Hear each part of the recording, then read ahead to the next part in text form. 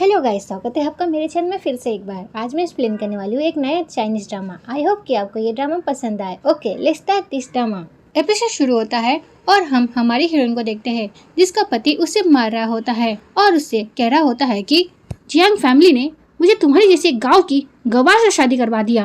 क्या वो लोग मुझे इतना ही छोटा समझते हैं? ये सारी बातें कह रहा होता है और वो उसे मार भी रहा होता है, बट हमारी हीरोइन उसे कुछ कह भी नहीं पा रही होती है। फिर यही सीन यहीं पे कट होता है। फिर नेक्स्ट सीन में हम हमारी हीरोइन को देखते हैं। फिर हमारी हीरोइन अपने घर जाती है और दरवाजा खटखटाने लग जाती है। इसी बीच वहाँ पर सर्वेंट आती है और वो दरवाजा खोल देती है। सर्वेंट को देखते ही वो सर्वेंट के ऊपर गिर जाती है और सर्वेंट जब उसे देखती है वो तो शॉकी हो जाती है। फिर सर्वेंट उसे घर के अंदर ले जाती है। फिर हम घर के अंदर का सीन देखते हैं। फिर वो घर के अंदर जाकर देखती है कि सब लोग वहाँ पर काफी ज्यादा खुश है और वो लोग वहाँ पर बर्थडे पार्टी बना रहे होते हैं उसके सिस्टर का। उसके बाद उसके घर वाले भी उसे देख लेते हैं, पर उसके घर वाले उसे देखकर कुछ खुश नहीं होते। उसके बाद उसकी जो सिस्टर होती है वो उसे कहती है कि सिस्टर, तुम यहाँ पर अचानक से कैसे आ गई? ओ, तुम शायद से मेरे बर्थडे पार्टी में आई हो, क्यों है ना? पर तुम्हारा हाथ खाली क्यों है? तुमने क्या मेरे लिए कोई गिफ्ट नहीं लिया? इसके घर वालों को अच्छी तरह से दिख रहा होता है कि उसकी हालत काफी ज्यादा खराब है, पर कोई भी उससे ये नहीं पूछ रहा होता है कि उसके साथ ऐसा किसने किया। उल्टा उसकी सिस्टर उससे गिफ्ट के बारे में पूछ रही होती है, ना कि उसके बारे में। फिर हमारी हीरोइन के डैड भी कहते हैं कि तुम यहाँ पर क्या कर रही हो? हाँ, मिस्टर गू को अगर पता चल गया तुम यहाँ पर हो तो वो नाराज हो जाएंगे, और अगर वो नाराज हो गए तो मैं तुम्हें नहीं छोड़ूंगा, समझी तुम? इसके घर वालों की बातें सुनकर सच में मुझे काफी ज्यादा गुस्सा आता है, क्योंकि ऐसी कौन सी फैमिली होती है जो अपनी बेटी को इस हालत में देखकर उसके बारे में ना पूछकर उससे ऐसी बातें सुनाती है। फिर हमारी हीरोइन अपने मॉम डैड से कहती है कि मॉम डैड प्लीज मेरी मदद कीजिए, मैं उस घर पे वापस नहीं जाना चाहती। हमारी हीरोइन की ऐसी बातें सुनकर उसकी मॉम कहती है कि तुम अब शादीशुदा हो, अब तुम्हारा हमारी फैमिली से कोई लेना देना नहीं है। ये सारी बातें सुनने के बाद तो वो काफी ज्यादा दुखी हो जाती है। फिर वो अपने हाथ के जख्म दिखाने लग जाती है और कहती है कि ये देखिए, उस घर में हर पल मुझे मारा जाता है, क्या आप अभी भी मुझे उस घर में वापस लौटने के लिए कहेंगे? ये सुनकर उसका भाई कहता है कि ऐसा कौन सा आदमी है जो अपनी बीवी को नहीं मारता? ऐसा हर घर में होता है, समझी तुम? तुम्हारी शादी गू फैमिली में हुई है तो अभी तुम्हें वहीं पे रहना पड़ेगा, क्योंकि तुम्हारी शादी के साथ साथ हमारी फैमिली भी जुड़ी हुई है। तुम अगर वहाँ पर नहीं रहोगी तो हमारी फैमिली बिजनेस को कितना लॉस होगा, तुम समझ भी पा रही हो? और ऐसे भी वो तुम्हें थोड़ा सा मारता है तो है।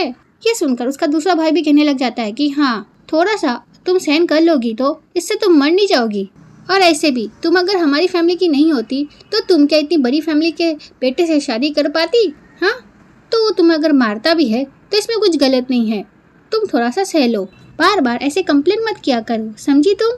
फिर उसकी सिस्टर कहती है कि तुम्हें इतनी बड़ी फैमिली में शादी करने का मौका मिला है, इस वजह से तो तुम्हें ग्रेटफुल होना चाहिए, ना कि तुम्हें कोई कंप्लेन करना चाहिए, समझी तुम? फिर उसकी सिस्टर कहती है कि सिस्टर, तुम अचानक से ऐसे गू फैमिली से भागकर यहाँ पर आ गई, इस बारे में अगर गू फैमिली को पता चल गया तो वो तुम्हारे बारे में चिंता करेंगे, तो तुम्हें तुम्हारे घर लौट जाना चाहिए। फिर वो अपने मॉम डैड से कहती है कि मॉम डैड, हम एक काम करते हैं, हम पहले ही गू फैमिली को इस बारे में बता देते हैं। यह सुनकर हमारी हीरोइन काफी ज्यादा डर जाती है और वो अपनी मॉम से कहती है कि मॉम प्लीज आप ऐसा मत करना। यह सुनकर उसकी मॉम काफी ज्यादा गुस्सा हो जाती है और उसके पास आकर कहती है कि तुमने ये जानबूझकर किया, क्यों है ना? जाकि गू फैमिली हमसे नाराज हो जाए, तुम हमारी फैमिली को परेशानी में डालना चाहती हो ना? हाँ, ये कहते हुए वो उसे धक्का मारती है और उससे कहती है कि निकल जाओ मेरे घर से। बट हमारी हीरोइन वहाँ से नहीं जा रही होती है, क्योंकि उसे पता होता है कि वो अगर घर जाएगी तो उसका पति उसे फिर से मारेगा, जिस वजह से हमारी हीरोइन अपनी मॉम से भीख मांग रही होती है कि मॉम प्लीज प्लीज मुझे अपने पास रख लीजिए, मुझे वहाँ पर नहीं जाना। पर उसकी मॉम उसकी कोई बात नहीं सुनती, तो वो अपनी मॉम से कहती है कि मॉम क्या आप भूल गई, मैं भी आपकी बेटी हूँ? तो उसकी मॉम उससे कहती है कि निकलो मेरे घर से। ये कहकर उसे धक्का मारकर अपने घर से निकाल देती है और हमारी हीरोइन कुछ नहीं कर पाती। फिर हमारी हीरोइन वहाँ से रोते हुए जा रही होती है। इसी बीच वहाँ पर उसका पति उसे ढूंढते हुए आ जाता है और वो जब देखता है अपनी बीबी को तो उसे काफ़ी ज़्यादा गुस्सा आता है। फिर वो गुस्से में अपनी गाड़ी हमारी हीरोइन के ऊपर चढ़ा देता है, जिस वजह से हमारी हीरोइन को काफ़ी ज़्यादा चोटें आ जाती हैं और वो उसी रास्ते पे पड़ी हुई होती है। और हमारी हीरोइन हर एक बातें अपने मन में सोच रही होती है जो जो उसकी फैमिली ने उसके साथ किया। फिर वो अपने मन में सोचती है कि मैं सच में एक स्टूपिड थी, जिस वजह से मैंने आप लोगों पर इतना भरोसा किया। मैंने सोचा था कि एक दिन आप लोग मुझे भी अपनी फैमिली मान लेंगे, बट ऐसा लगता है कि ये सब बस मेरा एक सपना था जो कभी सच नहीं हो सकता। अगर मुझे फिर से एक बार मौका मिला तो मैं ये गलती कभी नहीं करूँगी। मैं दूसरों को खुश करने के लिए खुद को सेक्रीफाइस कभी नहीं करूँगी। तब मैं बस खुद के लिए जीऊँगी। ये सोचते ही उसकी डेथ वहीं पे हो जाती है। उसके बाद हम टाइम को रिवर्स होते हुए देखते हैं और इसी बीच हमारी हीरोइन की आंखें खुल जाती हैं। उसके बाद वो अपने आप को टैन फैमिली में पाती है। फिर वो अपने मन में सोचती है कि मैं टैन फैमिली में क्या कर रही हूँ। फिर वो खुद को देखने लग जाती है और वो सोचती है कि क्या मैं मरी नहीं हूँ। फिर वो कैलेंडर को देखती है और वो शॉक हो जाती है क्योंकि वो 10 साल पीछे आ गई होती है। वो शॉक और खुश हो ही रही होती है। इसी बीच वहाँ पर उसकी फैमिली आ जाती है और वो कहती है कि तांग क्यों जो अभी के अभी नील डाउन हो जाओ। अपने डैड को इतने गुस्से में देखकर उसे समझ नहीं आ रहा होता है कि क्या हो रहा है।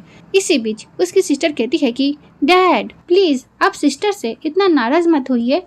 मुझे नहीं लगता कि सिस्टर ने जानबूझकर ब्रदर का बोली लगाने वाली बुक ली है। फिर उसका भाई कहता है कि तुम अभी मुझे वो बुक दे दो तो फिर मैं तुमने जो किया है उसे भूल जाऊंगा। इन लोगों की ये बातें सुनकर हमारी हीरोइन तो सोच में पड़ जाती है कि इन लोग किस बारे में बात कर रहे हैं।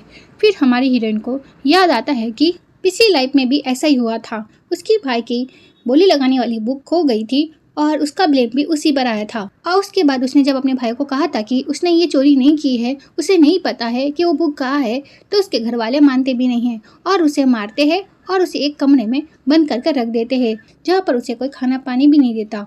इन बातों को याद कर कर हमारी हीरोइन को काफी ज्यादा गुस्सा आता है।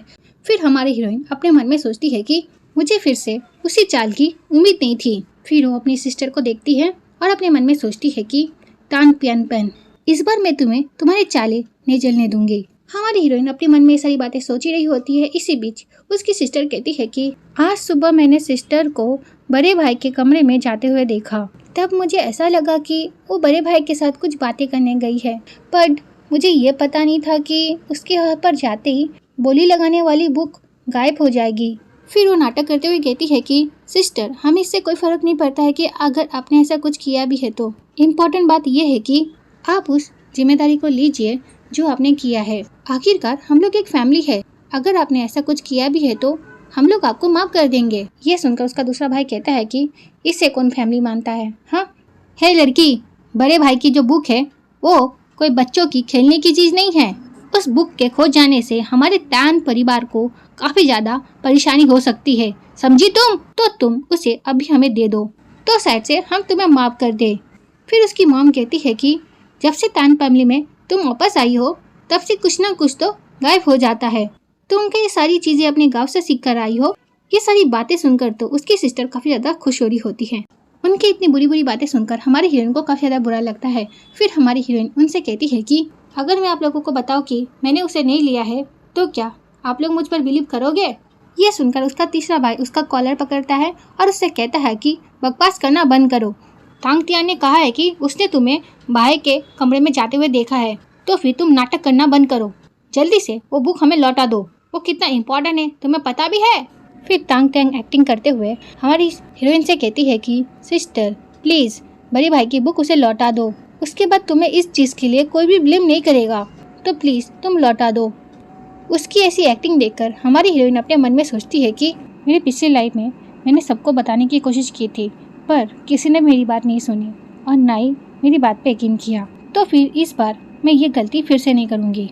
फिर हमारी हीरोइन कहती है कि हाँ मैंने किया है। ये सुनते उसका बड़ा भाई उसे थप्पड़ मारता है। फिर हमारी हीरोइन कहती है कि मैंने अभी तक मेरी पूरी बात बोली भी नहीं है और तुमने मुझ पर हाथ उठाया, तुम क्या सच में मेरे ही भाई हो? ये सुनकर वो कहता है कि मैं ऐसा नहीं करना चाहता था। उसके बाद हमारी हीरोइन बचपन की एक बात याद करती है कि किस तरह से उसका बड़ा भाई उससे कहा करता था कि वो उसे पूरी लाइफ प्रोटेक्ट करेगा और आज देखो वही भाई उसे मार रहा है। फिर हमारी हीरोइन उस दिन को भी याद करती है जिस दिन वो उसके भाई को मिल गई थी। हमारी हीरोइन को बचपन में कुछ बच्चे चुराने वाले उसके घर वालों से चुरा कर उसे ले गए थे, जिस वजह से उसके घर वाले उसे ढूंढ रहे होते हैं और सबसे ज्यादा उसका बड़ा भाई, क्योंकि वो उससे कुछ ज्यादा प्यार करता था। और जब हमारी हीरोइन उसे मिल जाती है वो तो काफी ज्यादा खुश हो जाता है और वो उससे कहता है कि जिंगजो तुम टेंशन मत लो मेरी बहन, अब से तुम्हारा बड़ा भाई तुम्हें प्रोटेक्ट करेगा और तुम्हारे साथ कुछ भी गलत नहीं होने देगा। इन बातों को याद कर कर हमारी हीरोइन अपने भाई को देखी जा रही होती है। इसी बीच उसका भाई कहता है कि मैं ऐसा नहीं करना चाहता था, प्लीज़ मेरी बात को समझो। तो ये वीडियो यहीं पे ख़त्म होती है। नेक्स्ट पार्ट के लिए कमेंट करना। Okay, bye bye.